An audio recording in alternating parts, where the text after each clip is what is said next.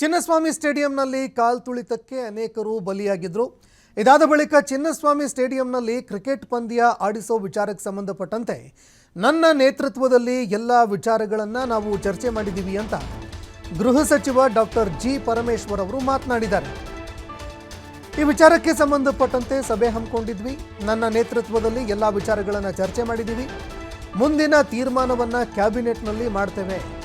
ಅದಾದ ಬಳಿಕ ಮ್ಯಾಚ್ ಆಡಿಸುವ ಬಗ್ಗೆ ಅನೌನ್ಸ್ ಮಾಡ್ತೀವಿ ಅಂತ ಗೃಹ ಸಚಿವರು ಹೇಳಿದ್ದಾರೆ. ಸಭೆ ಬಳಿಕ ಗೃಹ ಸಚಿವ ಡಾಕ್ಟರ್ ಜಿ ಪರಮೇಶ್ವರ್ ಹೇಳಿಕೆ ಕೊಟ್ಟಿದ್ದಾರೆ. ಗೃಹ ಇಲಾಖೆಯ ವರದಿ ಕೂಡ ಬಂದಿತ್ತು. ಅದರ ಬಗ್ಗೆ ಸಂಪೂರ್ಣವಾಗಿ ನಾವು ಚರ್ಚೆ ಮಾಡಿದ್ದೀವಿ.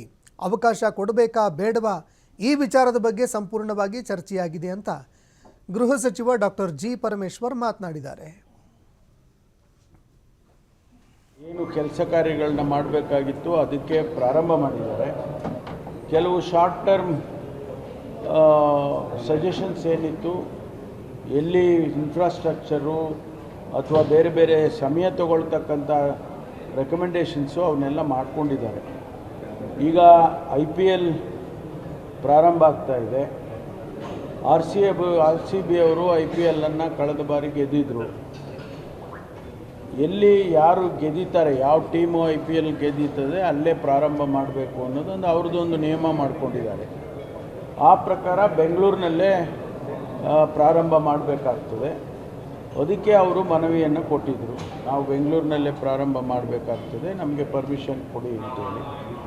ನಾವು ಅವರಿಗೆ ನಮ್ಮ GBA ಚೀಫ್ ಕಮಿಷನರ್ ಅವರ ಅಧ್ಯಕ್ಷತೆಯಲ್ಲಿ ನಮ್ಮ ಪೊಲೀಸ್ ಕಮಿಷನರವರು ಅವರು ಮತ್ತು ಜಾಯಿಂಟ್ ಕಮಿಷನರವರು, PWD ರೆಪ್ರೆಸೆಂಟೇಟಿವ್ಸು, ಫೈರ್ ರೆಪ್ರೆಸೆಂಟೇಟಿವ್ಸು ಮತ್ತು ಹೆಲ್ತ್ ಡಿಪಾರ್ಟ್ಮೆಂಟ್ ರೆಪ್ರೆಸೆಂಟೇಟಿವ್ಸು ಇವ್ರನ್ನೆಲ್ಲ ಸೇರಿಸಿ ಒಂದು ಸಮಿತಿಯನ್ನು ಮಾಡಿತ್ತು ಸರ್ಕಾರ.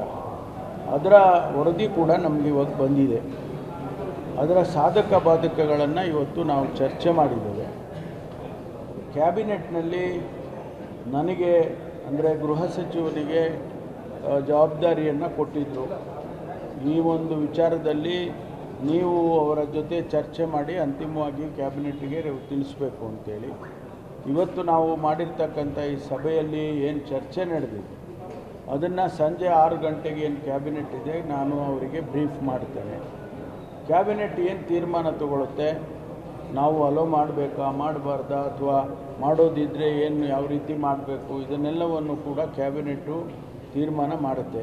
ಅದಾದಮೇಲೆ ಅಂತಿಮವಾಗಿ ನಾವು ಅನೌನ್ಸ್